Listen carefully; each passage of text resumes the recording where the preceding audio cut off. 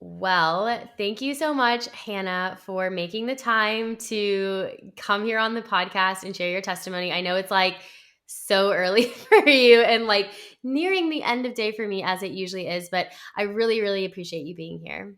Absolutely, yes. I would just want to say thank you for having me. I'm really excited to share my story and hopefully inspire a lot of people. Absolutely. These testimonies are so, so powerful. And I think when you're sharing your story, like you don't know exactly how many people you're actually touching and inspiring. And, we'll put your Instagram or whatever contact information you want there so people can reach out and let you know. But yeah, it's really a beautiful space. So I'm really, really excited to dive into it. And of course, just for anyone listening, Hannah was obviously on the most recent HTA cohort. So we're literally like a week out of the cohort. So we basically just finished. We've been together for the past actually like a little over 2 months. So it's all like really fresh for you, I know. And we took a little bit of a different direction with this cohort. We added a WhatsApp group. We added some additional implementation videos. So this is going to be also just like interesting to kind of hear at the end some of your thoughts and kind of that community aspect, like what it meant and what it felt like for you. But I think before we dive into any of that, I would love to just like hear about you. Like, tell us and everyone who's listening, like, what is your story and what landed you in my Health Transformation Accelerator program and like from start to finish? Okay, yeah, I'm ready. Um, well, first, I heard about your program through a TikTok. I was just scrolling, super random. It came up in like December, right around Christmas time. There was, a promotion going on for y'all. And I was like, gosh, I don't know if this is something that I want to do, but it definitely, in that moment, spoke with me. And I was like, you know what? If I'm still thinking about it in a couple weeks, then I will look into it a little bit more and give it a go. And then, of course, I just couldn't stop thinking about it. And I tried to go back and like look at the TikToks to see which one it was that like initially grabbed my attention, but I couldn't pinpoint what that moment was for me. And I just said, you know what? I've tried all the things and this is something that resonates with me, so I'm just gonna do it.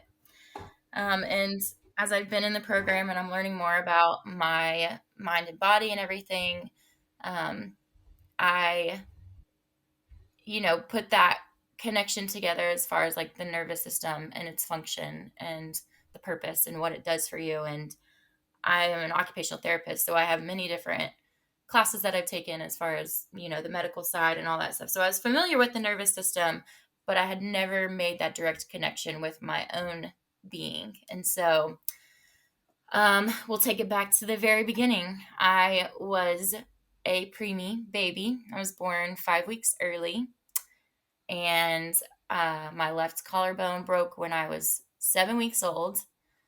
I had open heart surgery when I was 2, and I had laser eye surgery when I was 3. And from then on out, my childhood always felt like I couldn't catch up to my peers. I was always behind in school. I was super self-conscious. I didn't feel like I fit in. My mom tells me stories of coming to her and being like, "Mommy, my brain isn't working." And so it's just been, you know, since the get go. And I think that that's one of those connections that I'm talking about is like, I've never correlated my nervous system dysregulation having started out that young, like literally from the get go. And so it's definitely allowed me to put the pieces together and kind of be more gentle with myself and not so harsh, because before the program my mind was just like riddled with this negative stream. It was just constant of just, you know me shaming myself for certain things and not fully understanding, and why has my life had to be this way and so hard at times. And so I never fully understood that, but I can directly link all of my physical presentations and how this nervous system dysregulation has manifested itself in my body from day one and what that looks like. And so I've had psoriasis for as long as I can remember. You have your acne starting to take over around, teen years, and you think it's just your hormones, and mine stuck around. I've had anxiety for as long as I can remember. Just little things like that, sleep issues, and then that leads me to my diagnosis of an autoimmune condition called dermatomyositis in 2018. And that's kind of where things turned for me. I always considered myself healthy, but this was the kicker, and this set it all out. So it was March of 2018. I was in my undergrad, and it was spring break, and within a week, I was unable to lift my arms up above my head. And it was not necessarily um, pain with movement, it was more so just weakness. And that progressed to me not being able to physically lift myself up out of bed or shower myself or dress myself, all within a span of a month. And I had lost 15 pounds of muscle within that time frame. And of course, that's at the end. If anyone knows how college works, you've got your finals coming up, and that's already stressful enough. You want to finish out the semester strong. And it was just every day I was battling with my body, and I couldn't understand why. I was 24 years old at the time, and I was just looking for answers. And so, you know, having those people in our cohort now that have been on similar paths with their struggles and everything, it really helps to know that someone understands, because during that time, I didn't feel like anyone fully understood what I was going through. And, I distinctly remember my brother and sister being like, oh, she's just faking it. She's being dramatic, which, I had a tendency to be a little extra at times, but I would not have wished what I was going through on my worst enemy. It was awful. And so I was basically just trying to survive the day and get through it as best as I could until I had my answers. I was, Googling every single symptom, trying to put a name to what was going on. I ran into, like lupus and fibromyalgia. And so my symptoms were not only just the muscle wasting, but I had red, puffy, itchy cuticles at my nail beds. My nails were starting to pit. And I thought that was related to my psoriasis, because my scalp is where my psoriasis was. And at that time, I was having one of what I thought was the worst flare ups that I had ever had with as my psoriasis is concerned. And so I just thought, okay, maybe that's somehow related, and that's what's going on. And it turns out I got the diagnosis of dermatomyositis with a muscle biopsy to my left thigh. And that's when I started figuring out, what medication cocktail was going to work best for me. And as anyone knows, with a chronic illness or autoimmune, not everything works for everybody. And it may work for you for a little bit, and it may stop working for you. And so that's where that journey began. And now I've gotten it to the point of getting biologic infusions every 6 months to keep my immune system suppressed to where it doesn't continue to attack itself.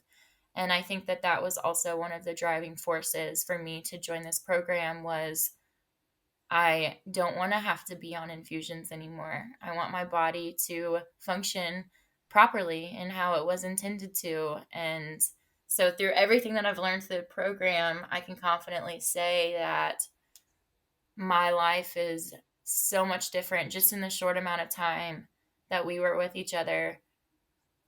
Just in my outlook, just from the moment that I wake up in the morning and how I go about my day and the thoughts that enter my mind. And I feel more in control, which I've never felt before. I've always felt out of touch and, kind of waiting for the ball to drop and, okay, well, what's next? And so it's changed my perspective. I'm seeing the world through a different lens, and one that I never really thought that I would be able to do.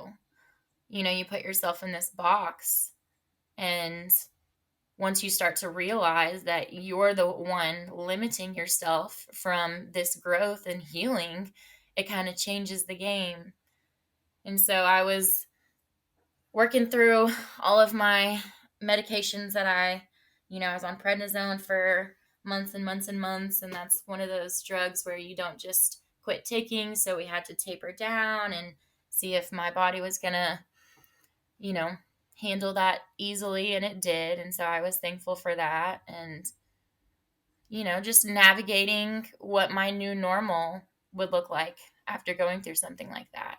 And from the very beginning, I saw a doctor at Vanderbilt, and I think that we are kind of, what's the word I'm looking for? As far as the medical advice that we receive from those professionals, we are all trusting, and we just automatically assume that they know everything and that this is going to be it. Like, whatever they say, I'm going to do, and I'm going to follow that. And my intuition from the beginning with that initial doctor, she was like, no, diet doesn't really have to do with autoimmune. And immediately at that point, I knew that I was going to be looking for a different doctor, because I did not align with that. That was not something that I thought was true. So um, I ended up at an amazing rheumatologist in Nashville, and I've been with him ever since. And I'm grateful for everything that he has done for me.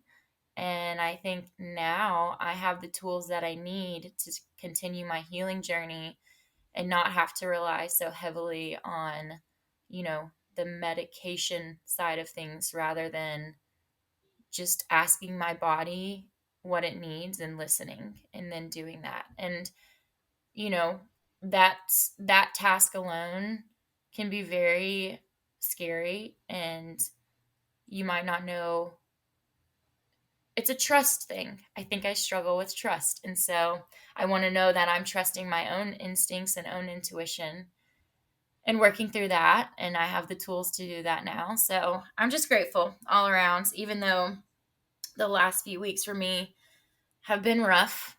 I started having some GI issues back in October, and I saw a gastroenterologist in December, which led me to a colonoscopy just a couple weeks ago, and I got the diagnosis of lymphocytic colitis, which is a form of inflammatory bowel disease. And of course, they were like, there's this medication that you can take, kind of help with the initial inflammation that's going on in your colon, and then we can go from there. And just me personally, I don't believe that getting on medication is the answer. I want to get down to the root cause, which is not necessarily the first thing that doctors look at. They just want to suppress those symptoms, call it a day, and move on. And that's what they're trained to do. And so I've kind of taken a different approach. I've talked to many different disciplines that I possibly can to kind of gather information so I can make the best, most informed decision for my body and health at this time. And so I'm working on restructuring my diet, what I'm putting into my body, healing my gut. And that looks a lot different than what most people would think, as far as working through trauma. And that was the key.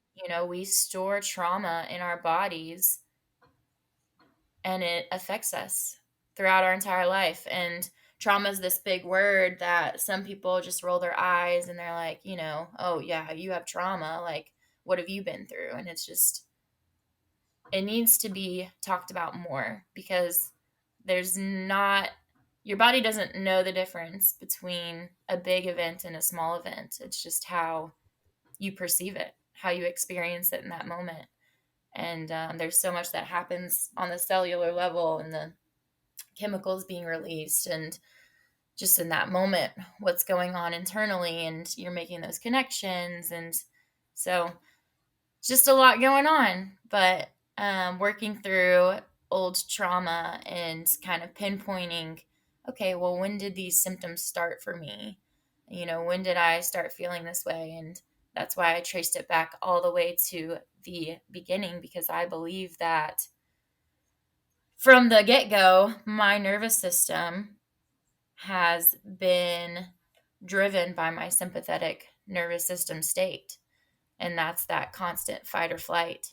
And I was just talking with a good friend of mine the other day, and she said, Hannah, I don't remember a time where you weren't ready to fight. Like, you have just always been on. You've always been just ready to go. And I, you know, didn't ever make that connection. So it's like, yeah, I guess you're right. Like, that's just how things have always been. And I just accepted it and thought that that's how it was. And so now it's almost like I'm training my parasympathetic nervous system, to kind of come to light and do what it needs to do to be able to function properly, and kind of nurture it and give it what it needs to be able to do that. And so it's an exciting journey. I'm doing a lot of different things in my everyday routines and rituals, and changing things up a little bit.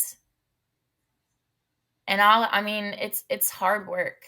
This program, I think everything that I had gone through up until then had prepared me for really diving deep. You're going to get out of it what you put into it. And it's not just going to be, here's a prescription, or, let me write down a couple things and then that's it.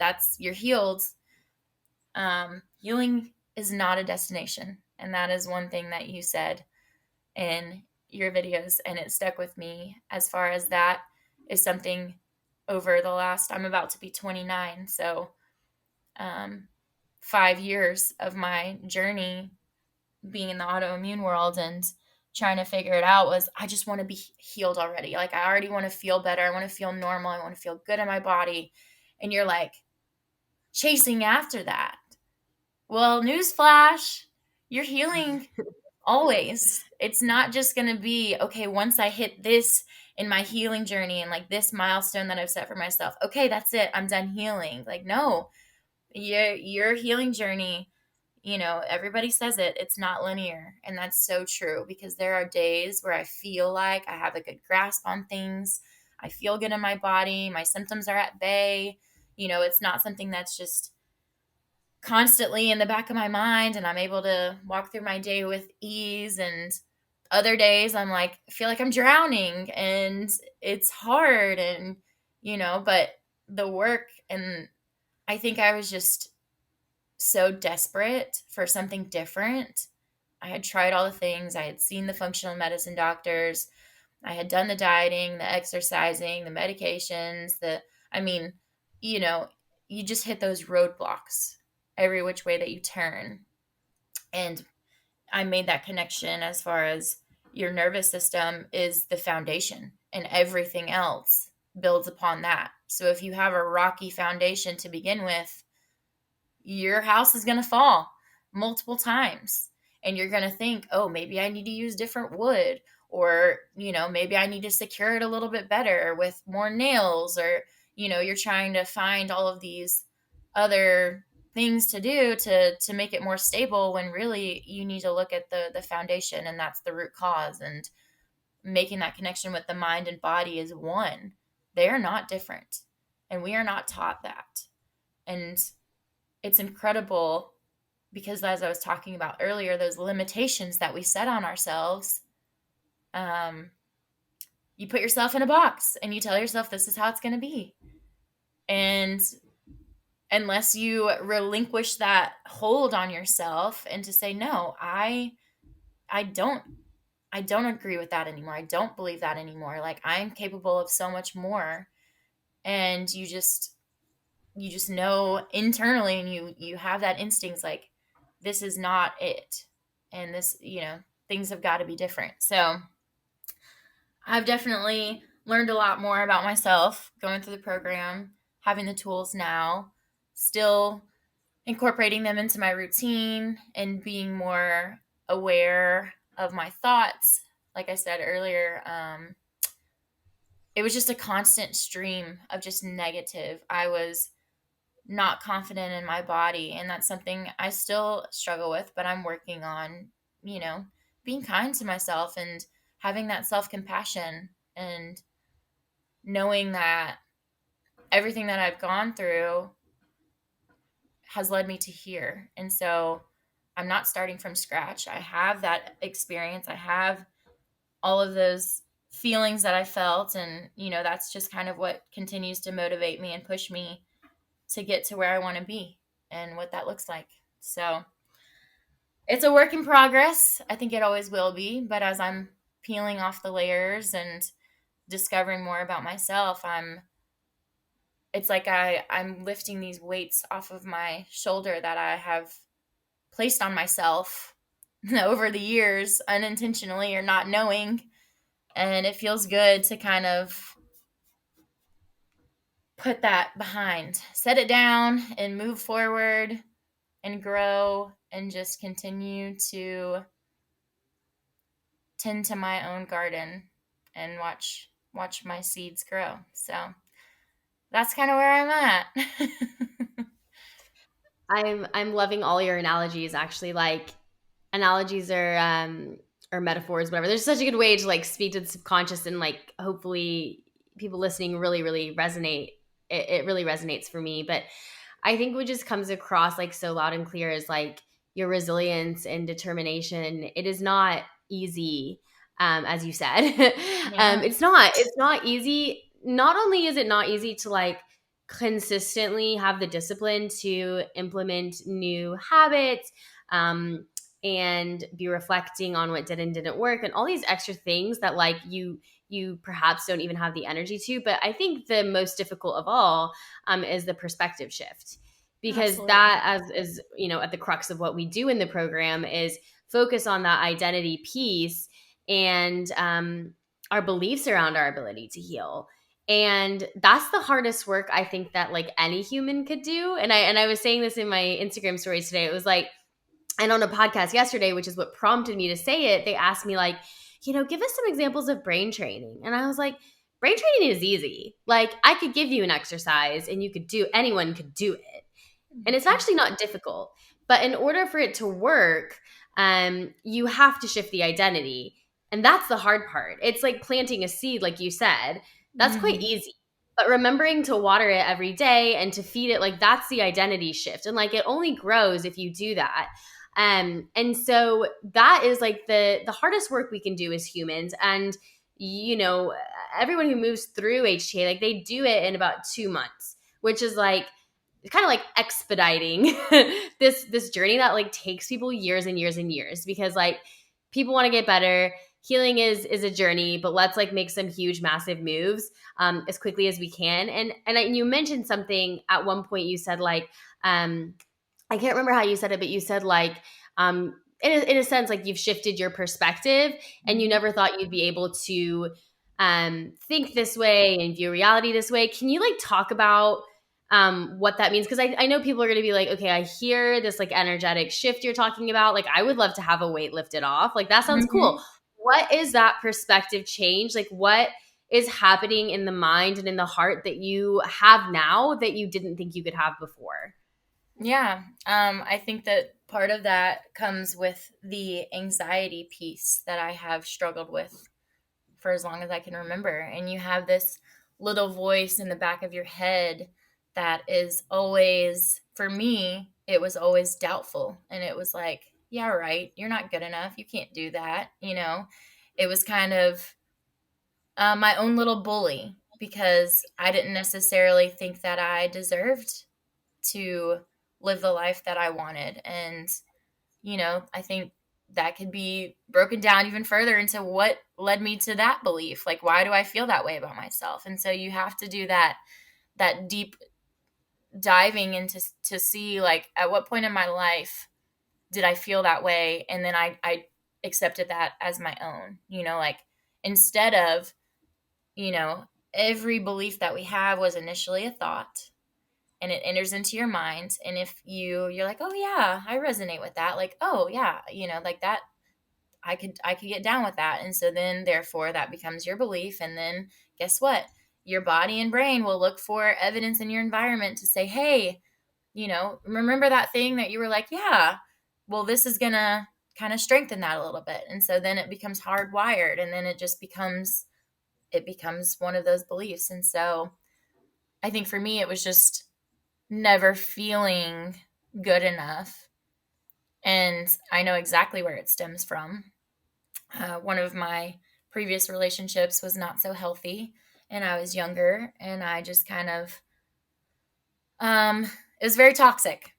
And it shaped me in a lot of ways that I am still having to work through and kind of decode and decipher, like, did that come from me or was that from somebody else? Where did that thought and belief come from? Because I know at one point in my life I did not feel that way about myself, and then one day you wake up and years have passed and you're just like, it's just constant worry and doubt and fear and anxiety, and it's just debilitating and it takes over.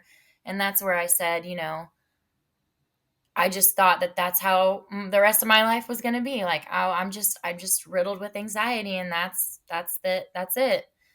And so realizing and having that shift of like, you are in control of your reality, and that starts with your mind.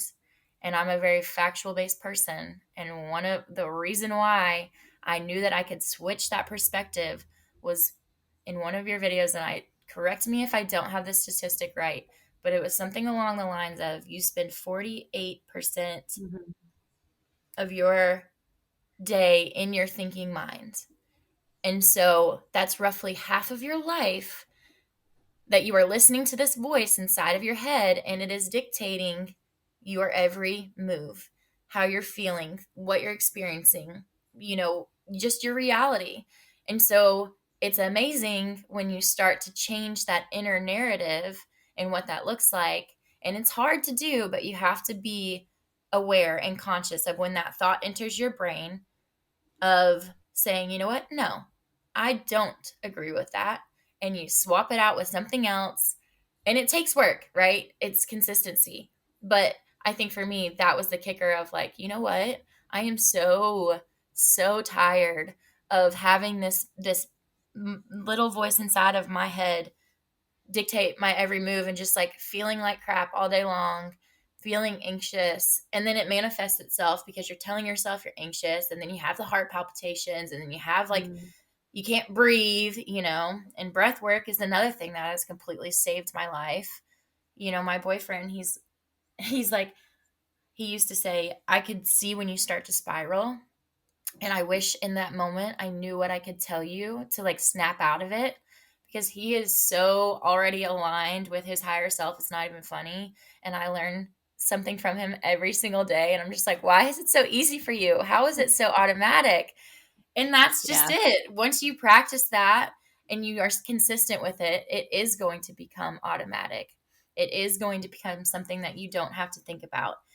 Taking those deep breaths first thing in the morning, setting your intentions, what do you want out of today? And it starts from the moment you wake up to the moment you go to sleep. And it is as simply as that. You recognizing and acknowledging you are the writer of your own book. You are the author, and you are in control of what those pages look like and what that story looks like. And once you rip those pages out and you start over, or you start in the middle, wherever you are, and you recognize I'm in control, and you truly believe it, that's when the story changes. And for me, I was ready. I was ready for a new narrative, because I was so tired of being consumed by the negativity. And it was hard because it's like you're battling with yourself in those times. Mm. And at one point, man, I was, like, I didn't used to have to struggle this hard just to get through the day and just to be happy, to be genuinely happy. And it's as simple as that. It's kind of like taking your power back. And so that was kind of my perspective change of How am I going to get the life that I want? How am I going to live in the body that I want? What does that look like for me? Setting my intentions, doing the things that I know I need to do um, to make that happen, you know? And so it's what I've been working on. I'm doing cold shower April this month, and that was a new one for me. I hate being cold, but the benefits, you know, it's only a couple minutes in the morning. I've struggled with sleep, and that was one of the main reasons why I did that, was because of the spiking of the cortisol levels earlier on in the day. And cortisol is another one of those hormones that people freak out about, and they think it's so negative. I mean, when it's chronically increased in your body, yeah, that's when you might need to start to worry about it a little bit. But increased cortisol on the daily is normal and healthy and needed to kind of regulate that sleep cycle. And so I've been doing that. Mhm. Kind of increases your blood flow, increases your internal body temperature, gets you ready for the day. And the earlier that cortisol spikes, as the day goes on, it converts itself into melatonin. And that's, of course, the sleep hormone. So I'm very, all about the science. And that was one thing that I loved about your program, was not only was it just this superficial talk of like, okay, watch this video, do the work, you explain the reasons behind why you're doing the work, and really making that connection of like, this is what's going on a physiological level in your body when you're doing these things, and how much of an impact just your words and your thoughts play a role in that in your everyday.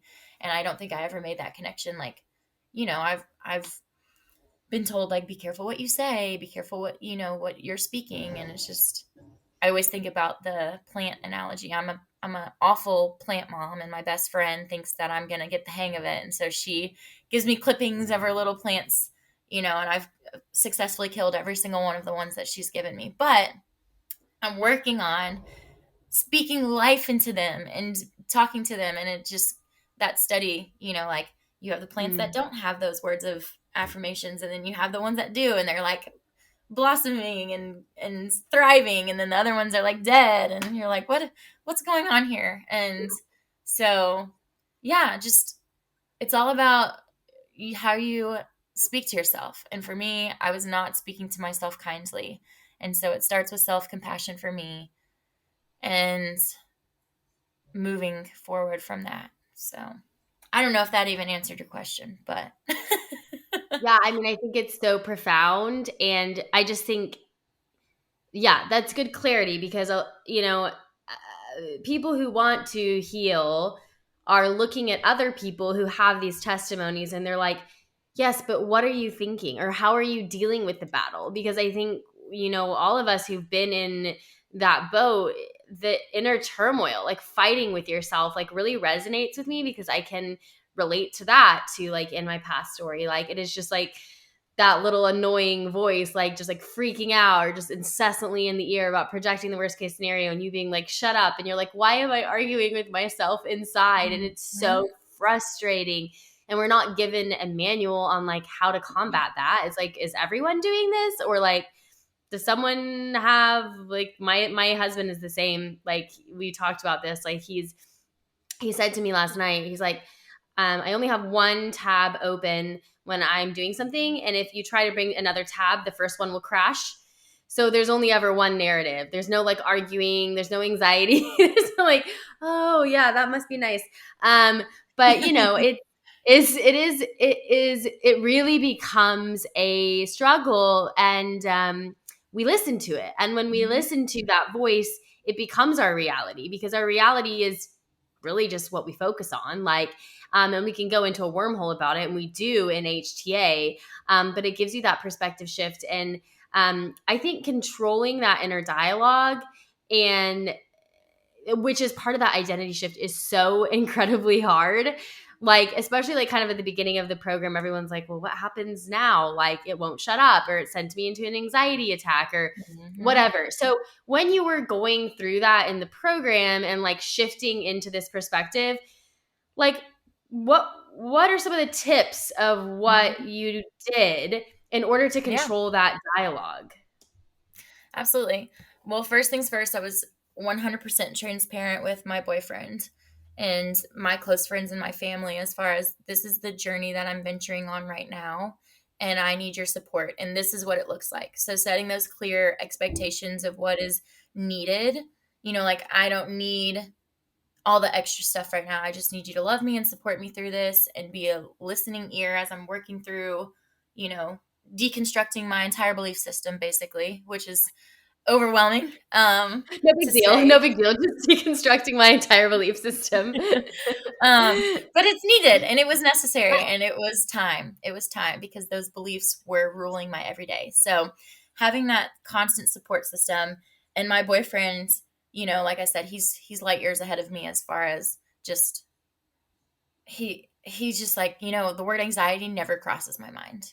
I don't even allow it to be a thing. And I'm like, I wish that I could get there. And he's like, you can, just don't think about it. And I'm like, okay, if it were only that easy. And then you start to realize, okay, I asked him because one of our exercises was to change that inner dialogue and what that looks like, and to stop using specific words and to trade them out with something else. And so I told him, I looked him in the face and I said, I want you to call me out in a nice way and say, hey, I don't really like the way that you said that. Let's change it up a little bit. And so he gave me some examples of what I can use, as I'm going through my day, and things that I normally would say, you know, oh, I'm just exhausted. And he'd say, how about we say, oh, I'm just ready for my second wind, you know, and just simply changing that narrative alone changes things, right? Because then once you're like, man, I'm exhausted, then you start, having all these other things pop up and you're like, oh my gosh, I still have to do this. I have to do this. And then you start getting anxious and you're like, oh my gosh, I have so much left to do. And it's just like, no, you get to do those things. It's not a have to, but a get to. And that's one of the main takeaways that I've gotten from my boyfriend, but working through that. And, it's not easy. You have to hold yourself accountable, whatever that looks like, putting sticky notes around the house. Or for me, I have a word wall, and just constantly going back to what goal I have set for myself and what that looks like and how I'm going to get there. And also knowing that you are the conscious observer of your thoughts. You are not your thoughts. And so having that and knowing that your body, its job is to protect you. That's the whole function of the nervous system, right? You have your fight or flight and you have your rest and digest. The reasons I have all of my issues that I do with sleep and gut and acne and everything is because my body has never been allowed to rest and digest properly, because my sympathetic nervous system has overridden everything. It's just been in the driver's seat, and it's time for it to take a back seat and let the parasympathetic do its job. And so having those facts and knowing the function of the nervous system and what it's intended to do, we go back to the man cave days and or the caveman days, and you talk about what were your initial instincts. You hear some rustling of leaves in the bushes, you're like, oh my gosh, is that a lion? And then like, a rat or a chipmunk or whatever pops out, and so like your body's amping up and getting ready and preparing you for this lion to jump out. And what are you going to do? Are you going to stand there and fight it, or are you going to run?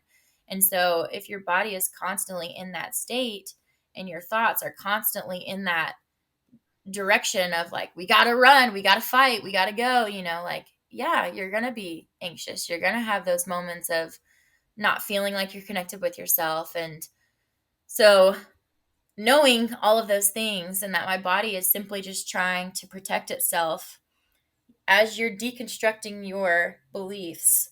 What I struggled with was having that voice saying, oh my God, what are we doing?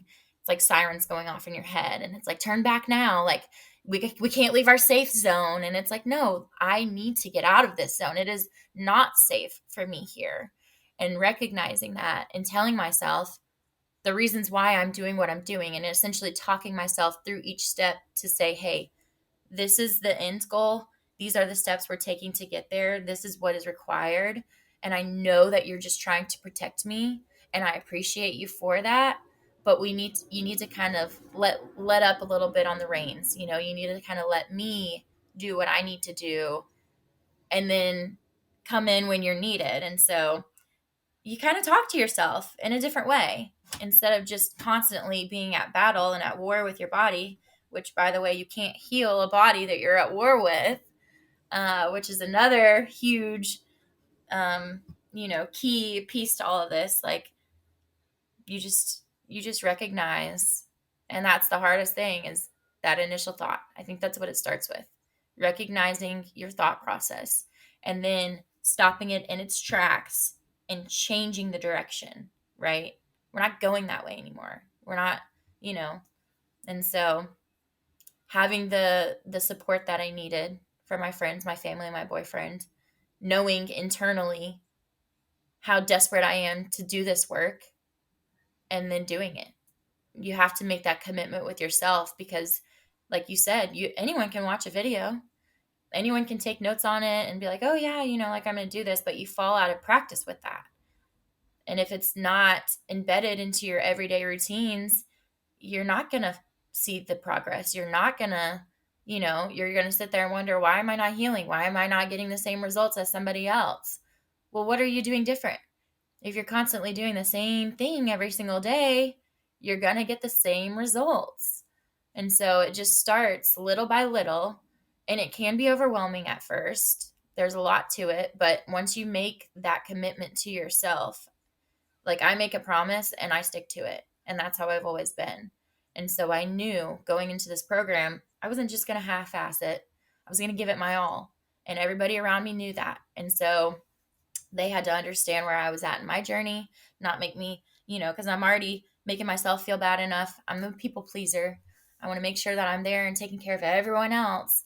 But this time specifically, with my intentions, was set for me to take care of me and put myself first, and what that looked like. And it was hard because I had those battles of, like, so-and-so needs you right now. And it's like, no, you need you right now. You can't be there for other people if you can't be there for yourself, and if you're not giving yourself what you need. And so I think making that commitment going into this program, having those intentions and knowing, okay, what is it to you? What does this mean to you? Is it just going to be another one of those, oh, we'll just take it, go with the flow, see how it goes? Like, no, I need this. And so I did it. And I'm continuing to work at it every single day until it becomes my new normal. I'm just like buzzing so hard listening to you because I can, like, you're talking me through this process that is so hard. Is so hard. So few people not only understand that, buy into it, but implement it. Like, there's so many steps there that you had to take, and people shout this information from the rooftops, but sometimes you have to hear it 4,000 or 4 million, I don't know, times. And even then, if you don't believe that it's going to have an impact, you're not going to do it. There's so much that you've mentioned that, like, ties into making it work. Like, and it's funny because people will say, like, but what did you do? Just, like, sum it up in one sentence. And I'm like, I don't know how to do that because and that's what I love to ask you, like, because you're so right. And I'm buzzing because, you said, like, when I commit to something, I do it. And I think, like, you're such a good representation of, like, what it takes to do the work, because if you're going to commit to it, then you can come out 2 months later and say the things that you're saying. And it's like, you really did it. Like, you did the thing. And I think I've said this in a podcast before, and I know I've said it in HTA, but, I learned in my studies that only 4% of people even want to take radical responsibility for their healing. So It's not like 4% do, 4% want to. So, we feel like it's more because I feel like I'm creating this little, like, corner on the internet of people who want to, and I'm grateful for that. But compared to the population, at large, that's a small percentage. And then even still, of the people who want to, not everyone signs up for my program. And even within my program, not everyone gets the same results. And it all comes down to, like you said, these boundaries that you set, your discipline, because we know motivation is fleeting. I mean, having a group hybrid type coaching container is helpful for motivation because we've got daily what's up. Like, you were mentioning you're mentioning stickies and word wall. Like, I remember all the pictures everyone sends their inspiration, and certainly having community is extremely beneficial and expedites the process. but a lot of people just like don't do the work. And so I think that that was like such a beautiful explanation, like observing your thoughts as the key, and then be like, nope, we're not doing this anymore. And then believing that it's actually going to work. Which is why I Mm. love to bring the science into it, because I feel like, you know, some people really resonate with like the spirituality, manifestation, law of attraction, or whatever. So that's a, you know, we talk a little bit about that. I'm more of a like neuroscience person. So it resonates with me. So we touch a little on that. I studied neurolinguistic programming, so we touch a little bit of on the subconscious, and we touch, you know, and there's so many different ways to explain why this works. But the first step is like having the education and understanding that it works, and then understanding the nervous system and that it works. Mhm. And then that kind of brings me to my next question for you. So you know, you say you've spent, and as many of us, probably everyone listening has, spent the majority of your life in this sympathetic dominant place. Yep. Since doing HTA and like having, you know, everything that you're sharing with me, which is just like lighting me up to hear, having this complete and total like healing perspective shift and approach to life in and of itself. Do you feel like you've had that shift in the nervous system? And if so, what physiological impact has that had on you? Yeah.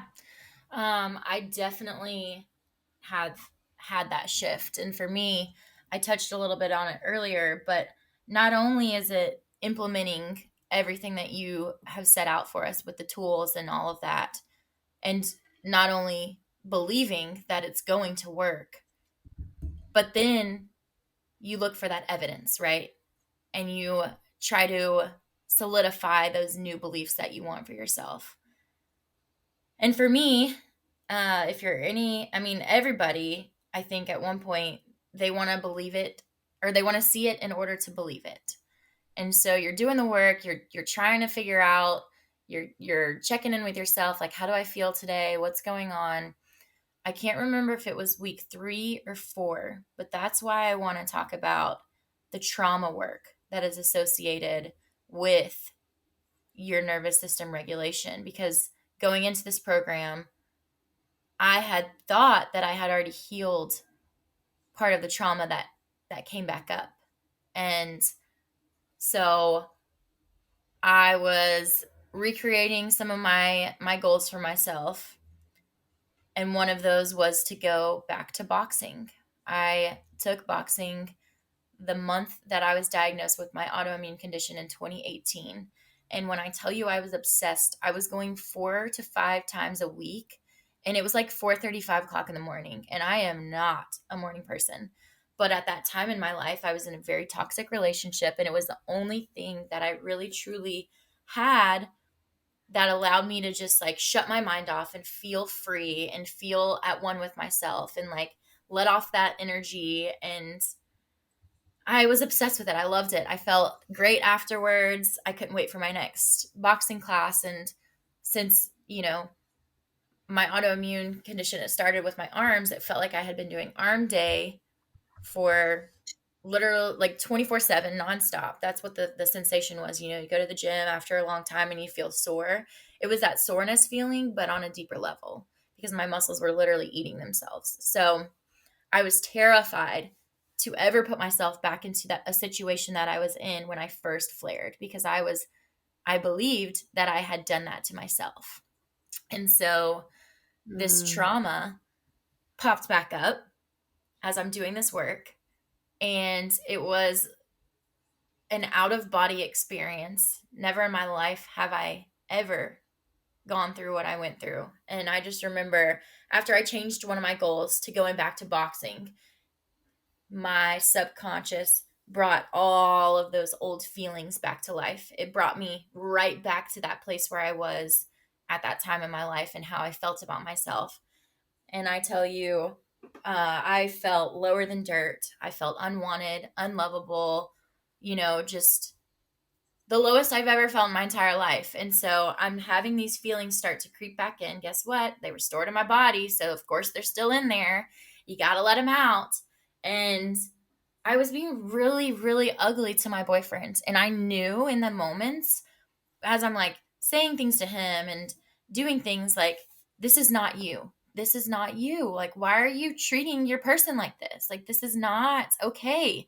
And I could tell that I was hurting him, and like I couldn't stop myself, and I didn't recognize it and put it together that like, oh my gosh, this is my trauma resurfacing. It's this old version of me that is trying to take control again and trying to like that's what it felt like, and I was fighting for my life again. And I just remember one night, it was, oh, this was it. I had been super ugly to him. Couldn't understand why. I felt super disconnected from myself. And I was making dinner and we were talking, and there was some stuff that happened. And I had to excuse myself because I knew that if I continued down that path, like I was truly going to hurt him with my words. And I just went into my room, and it was like 7:30 at night. And I'm like, I don't care. I'm going to bed. Like, I need to get away. I need to get out of this situation because I'm not doing anything good right now. And so I just go into my room and I just like immediately start bawling my eyes out. I'm just crying and crying and crying. I'm like, this is it. You just, ruined the best thing that has ever happened to you because why? I didn't know why I was being so mean. And he comes in and he just holds me. And he's like, I'm here. I'm here with you. I'm here for you. Whatever you're going through, we're going to get through it together. And I just was like sobbing into his arms and feeling like I've never had that before in a relationship. And it brought up, we talked through what was going on. That's when I put the pieces together of like, oh my gosh, this is my old trauma.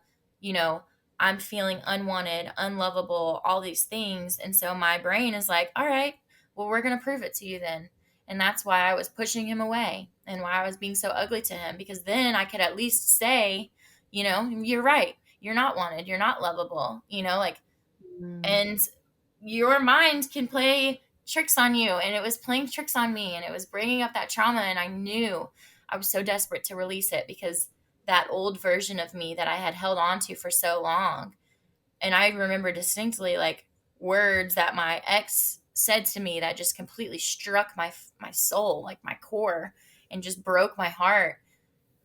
And I believed what he said. And so in that moment, I was releasing all of that. And it literally felt like at one point, this black cloud just like exiting my heart. It just, and like me sitting there and just releasing that and cutting it off and letting it go and saying, I do not resonate with this person anymore.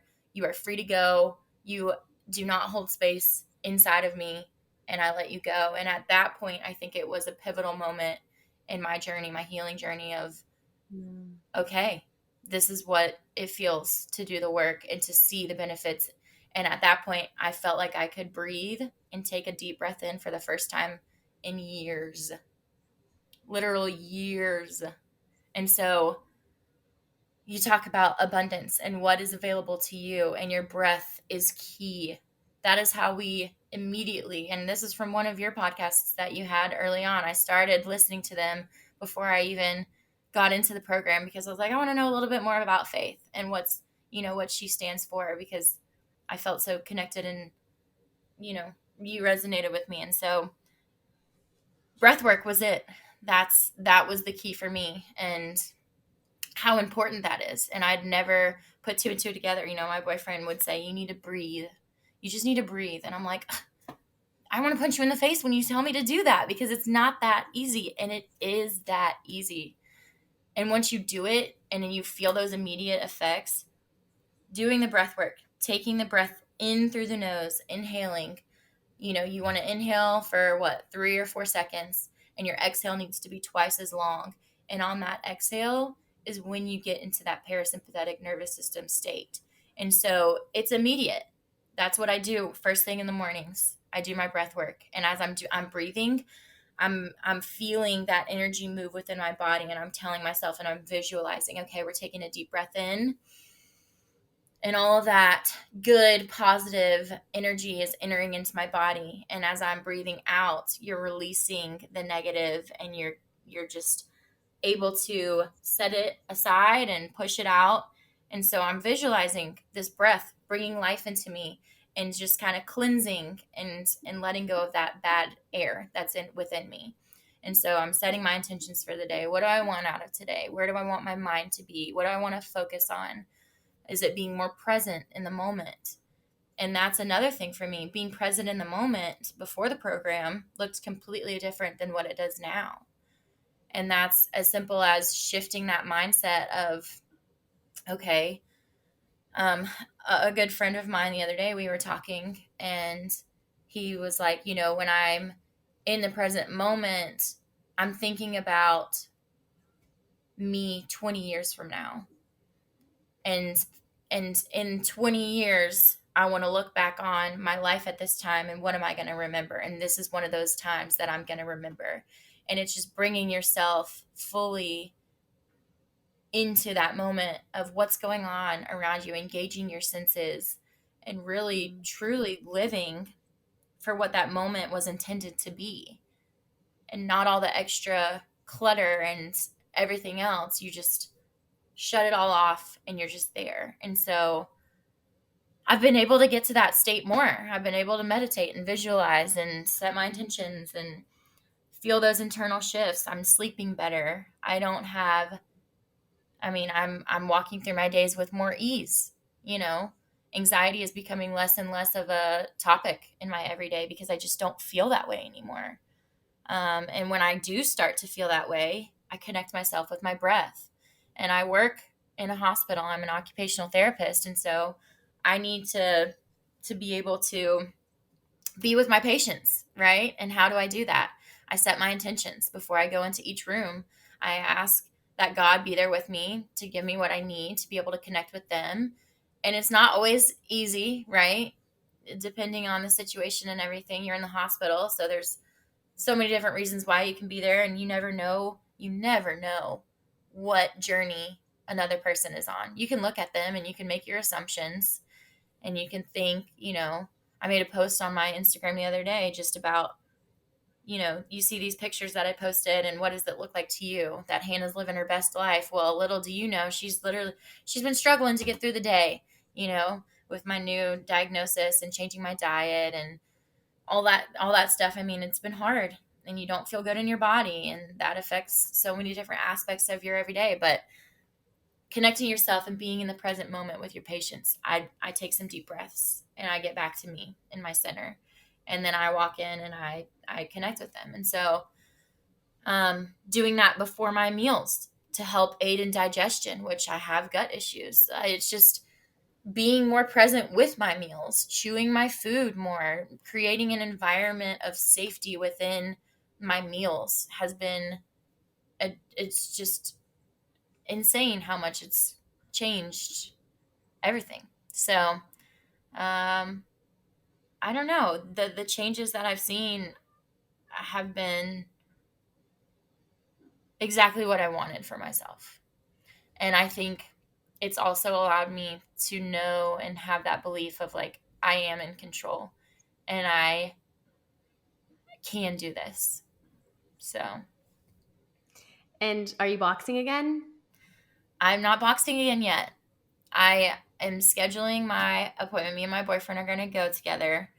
I was waiting on my next paycheck. I told you I've got my Yes. boxing gloves on the way now. And so I'm gearing up. I'm gearing up to go back and Wow. do it. And I feel that, again, through the work of this program, I don't feel the way that I initially, like when I first wrote that goal down, I just remember inside of me was just like complete fear. It was like, oh my Mm. God, you're really, like, are you sure? Are you sure that you want to do this? And I knew because I wrote it down and I had thought long and hard about it. Yeah, I want to. I want to get back into doing that. And it can look different this time, and it doesn't have to be scary. You don't have to have that negative fear attached to it. It can be enjoyable. It can be something that brings you that feel good feeling again. And so even though I haven't done it yet, I know that I'm going to feel really good after, and I'm going to become addicted with it again. And it's just going to be something that I look forward to. And so, yeah, I'm taking the steps. It's taking the steps to get there. That is incredible. I mean, I just have so many I'm so inspired and so touched. Like I love listening to you talk, and like I just know so many people are going to be inspired by this. And I wanted to touch on the trauma piece. Mm-hmm. Well, I remember, first of all, I remember you obviously. Well, for those of you who don't know, I mean, I've talked about WhatsApp, but we obviously have a WhatsApp group in HTA, and we're like chatting daily, and it's a really important space to be able to like, because you're like going through this whole journey in 2 months, like you're going through a lot, and it's like really heavy, really fast. Not necessarily in a bad way, but in a heavy way as you're Mm-hmm. processing. So it's nice to have somewhere to be like, hey, good thing, hard thing, obstacle, win, whatever it is, to other people who like understand what you're going through and are on the same journey. So I remember you sharing that, and how touched everyone was, and like how inspiring it is to be in a community where like other people are having these wins or having these experiences and releases. Um, but it's an interesting point because the subconscious, and you touched on this, is always trying to release this stored trauma. And so whenever anything in our life reminds us of the initial event, it'll bring up the trauma. And when because you mentioned this earlier, you are trying to listen to your body. When we are stuck in this place of danger, this hypervigilance state, we are not listening to our body. We're suppressing it because we're fearful. And so when the subconscious tries to release the trauma, it usually manifests in physical symptoms because that energy isn't being released. And so it's like this bound potential energy, which causes tension and then causes pain. Um, Mm-hmm. and so what's really interesting about your experience is like you put in all this work to build this relationship with your body, and because feelings are the language of the body, so you really Mm-hmm. want to listen to your feelings and like do the work, which is incredibly difficult. And your body responded so well to that. Like that work allowed you to not suppress that, but to Mm-hmm. release that. And Absolutely. so many people want to do that. Like people want to be free of pain emotionally or physically. Um, but until you do this work, you don't have that communication to understand what the body's trying to tell you. It's Mm-hmm. just going to manifest in this muted response, which is usually chronic illness of some kind. Mm-hmm. And so there's lots of literature out there that Oh talks yeah. about how trauma gets stored in the body, Mm-hmm. how emotions or energy and motion get stored in the body. And until you create an environment of safety and that relationship between the conscious and the subconscious and the body, which is essentially the unconscious, right? And you strengthen that, Mm-hmm. all the work that you've done that we're talking about, you don't even really have the opportunity to release it. And releasing it Yeah. is so crucial to moving forward. I said on a podcast yesterday, I was like, I think if I had to sum it up, it would be that everything you want is on the other side of that which is not serving you. Mm-hmm. And to me, that means everything you want. So your healing, your abundance, your prosperity is on the other side of releasing that which is not serving you. In order to release that which is not serving you, you have to have a sense of safety within the body so you can approach it and so that you can come back to your home base once Mm-hmm. you've released it. Because Absolutely. releasing it doesn't feel good. Like obviously, like you said, you didn't feel good at all. You recognize that because Mm-hmm. your body was going back. It's, trauma essentially like freezes your physiology in that event, and you Yeah. experience physiology when you're releasing it. So it's not easy. But when you have that anchor, that sense of safety that you have built, because obviously, that was a few weeks into the program. So you'd already kind of built that anchor, that breath, that everything, that safety. Mm-hmm. And I think that was just like that's so profound. And I just know so many people, I launched my trauma release course, and by the time this is aired, people have already moved through that. Mm-hmm.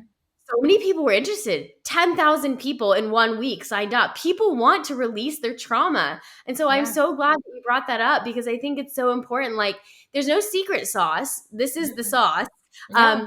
You have to create that sense of safety. You have to build that Mhm. relationship with your mind, with your body. You can't suppress those feelings. Yeah. Like, You and have to feel those feelings. And I think yes, that that is scary for some people.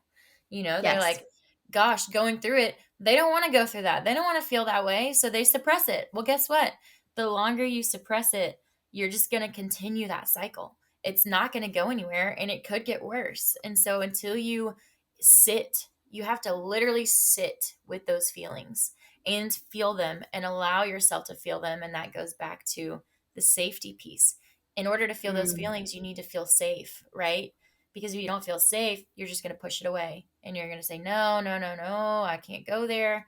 And so you have to set yourself up for success when moving through those emotions. You have to allow yourself to feel them and to know for the greater good of like where you're headed in your healing journey and to release that trauma.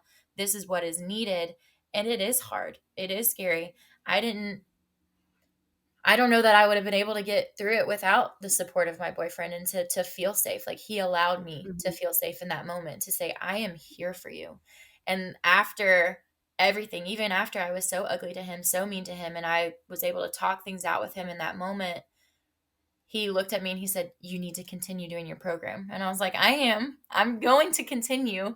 It's allowing me to work through all of this stuff. But he's just always been my number one support. And so I'm super grateful for that. And I think, for anyone going through this at whatever capacity, I've always been an open door. And so reach out to me and I'm there to help you. I've helped so many of my friends, even when I definitely more of a spiritual person, and so I have many different friends throughout my lifetime. That my best friend right now, she's pregnant and she had gone through a miscarriage, and I just always check in with her or call her, and she is just like, Hannah, you just always know when I need you and what to say, and like I'm so grateful for you and all this stuff. I think it's really important to have those kinds of people in your life as you're going Mm. through this work and to have those safe places that you can go to. And so it's really important, not only the safety piece, setting your environment and self up in those moments to feel those feelings and then to be able to allow yourself to truly feel them, because only then you're going to be able to release that. And I know a lot of people struggle with, okay, well, what are you doing to do that? What does that look like? For me, it's that visualization piece. It's that meditative state, whatever that looks Mm. like for anybody. If you've never meditated before, well, all you got to do is practice, whatever, wherever you need to be, whatever that looks like. I like to set like different frequencies on my Spotify and on my way to work, having that kind of energy move through my body and then visualizing walking in a space of health and what I want for myself. And so as I'm releasing this trauma, I essentially envision this highway connected straight from my core, my gut, all the way up to my brain, right? And sometimes you have those roadblocks, or you're under construction, or you have to take a detour, right? And so hitting those roadblocks, some people just turn around and are like, all right, well, I guess that's just how it was meant to be. Like, no, you've got to find a new route. You have to create a new way to get to that goal, to what you're doing, to reconnect. And so that's kind of the way that I visualize that trauma, those feelings, those sensations moving through. Yeah, you're going to hit those roadblocks. Guess what? That's your body trying to protect you. That's your mind trying to play those tricks and games on you. And you've got to be strong enough to say, no, we're still going forward. We're still moving through. Because we're going to release this. And so you kind of have to talk yourself through that. And whatever way you need to visualize that, I'm all about the analogies. And so um, it's essentially letting yourself out of this box that you've put yourself in. And for years and years and years, when I was in that toxic relationship, um, I started journaling after and trying to put together the pieces and work through my Mm. trauma. And that was one of those analogies that I had, that I felt like I was trapped in this box, and that um, that's all I had for myself. And I didn't have the key, right? Like I'm literally locked in this box. And the whole Mm. time the key was in my pocket, right? And I was able to let myself out. I was just scared and didn't Mhm. know and didn't want to. And, so you have to internally have that drive and motivation to put in the work and to know it's not going to be easy, but you're going to do it, because releasing that is going to continue on this journey, and you've got to do something different. So, yeah, it's incredible, honestly. You're so you are so inspiring to listen to. You really are. You definitely have a gift. You do. Um, oh my gosh, I am thinking I was something that I was going to ask. Oh, About the support, yes. Okay, so yes, support is so critical, and that's why I wanted to reiterate. Like, a lot of people are going to be like, "Well, your boyfriend obviously sounds awesome." Not everybody has a boyfriend like that, but that is definitely why we try to create community within Mm-hmm. HTA, because not everybody has someone who understands, and sometimes like that's just part of life. And seasons, Yeah. like in this season, perhaps your family members don't understand or your friends don't understand. And because they haven't been there, perhaps they do. And because we can't always control that, and support is absolutely critical for success with this, we have this community component because we can lift each other up because we're all on the same Mm-hmm. journey together. Mm-hmm. And discouragement is normal, difficulty, obstacles, all of this is like part of the human experience, like you said, like the roadblocks. So like, that is the huge emphasis of why like people are like, can I work with you one-on-one? I'm like, it's just not the same. Like, it's not the same as having a community of people who you can go to on a daily basis. Like, yeah, it might not be your boyfriend next to you. If you can, that's ideal. But just having someone that you can talk to about it, even in, Mm-hmm. especially in the hard moments, or even to celebrate the wins, is so so so important. um, Before we kind of round things up, I would love to hear, to put you on the spot, what you would have to say to someone who's on the fence about joining HTA. Yeah, absolutely. Um, so I kind of touched on that a little bit earlier about how I heard about it, I looked into it, and I was on the fence. But I think it's all about your your experience, what led you up until this moment right now, and if you feel ready, and you have to be ready because, as you said earlier, 4%, right, of people want this, and then out of that 4%, how many people actually do it? You have to know your own strengths and weaknesses. You have to be able to know that it's going to be hard. And there have been many times, even myself, that I wanted to throw in the towel and be like, man, I just, maybe it's not the right timing. You have to know that your mind is going to be against you at the beginning of this journey, and that it's going to be really hard to break through those cycles of what has been instilled and Mm, like everything that you've gone through up until now. You've strengthened those pathways. You've got to be able to know it's going to be you against your mind, but at the end, you're going to be the one in control of that.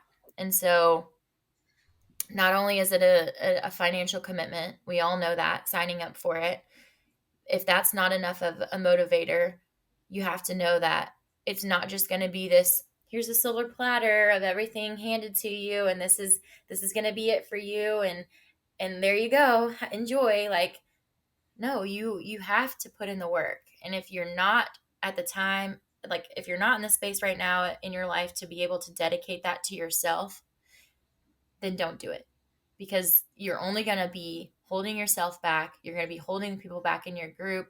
you know you have to know that you're ready to make that commitment. And it may be scary, it may be daunting, it may be overwhelming. You may think that you're not going to be able to do it. But if there's 1% of you that feels like, I can do this, then do it, because it's going to change your life. And even if you're going to have your cohort, you're going to have those people that you're going to create that relationship with, to lean on for support throughout this time. Talk to me. If you're not necessarily sure and you're like, man, I don't know, like, I'm here to help anyone through this, because I don't know, I feel like I can walk you through that. And I've talked a lot of people off the ledge before. So just do it if you feel like it's where you're meant to be right now. Check in with yourself, do the reflection, sit on it for a minute. If it's something that you just can't stop thinking about, then maybe that's your next step. So I can only say good things about it. I know, like I said, it's one of those things, you're going to get out of it what you put into it. And so you have to be able to stop with the excuses. mm, Excuses are going to either make or break you in this program. And it's going to be the sign as to whether or not you truly are ready to make that change and to be, to do different in your everyday. And so those excuses are there as a protective mechanism. to stay in your safe space. Well, that safe space that you're so, you know, scared to leave might not be your true safe space. It might just be this belief that you've had for so long, you feel comfortable, whatever.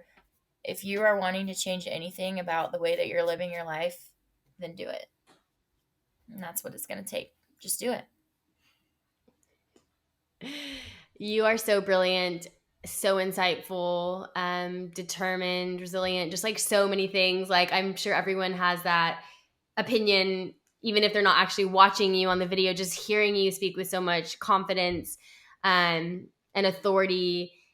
I mean, it's just so apparent in everything that you say that you are someone who's done the work. And the point that's gotten across as well is how difficult it is. And I appreciate that so much, because that is one thing I can't do for someone else. Like, I can't make them do it, like I can, like you said, like I can give you the knowledge, the support, the coaching, the community, like all those things, but I can't make you do it. I can't make you wake up every day and tell your thoughts no, like, Right. so you've done the hardest part. So few people do it. So many people want it. And I'm going to include your information, whatever you're willing to give out, in the show notes, of course. But yeah, I just want to thank you for sharing your story and instilling hope, because this is evidence to other people who are not at this place in their healing journey that they can too. Like, I truly believe that everyone has the same infrastructure. Everyone can awaken to this infrastructure, their true self. And it's unlearning, all this other crap that's holding us back. Normal human responses that are holding us back, and just evolving past that. And so, yeah, I just want to thank you so, so much. It's honestly just brought me a lot of joy to listen to you and hear your words, and to be like just part of your journey, because you're an incredibly intelligent, inspirational person. So thank you. I want to thank you for allowing me to have the opportunity to share my story. And I know it's going to inspire so many people. So I wouldn't be here without you. And so I'm grateful that I found you and made that decision and went all in, because my life is forever changed because of you. So I want to thank you for all of the work that you've done, everything in your life that has led you up to these moments. I know, you know, I've listened to your journey and what you went through, and so what you are doing is incredible. And so don't stop.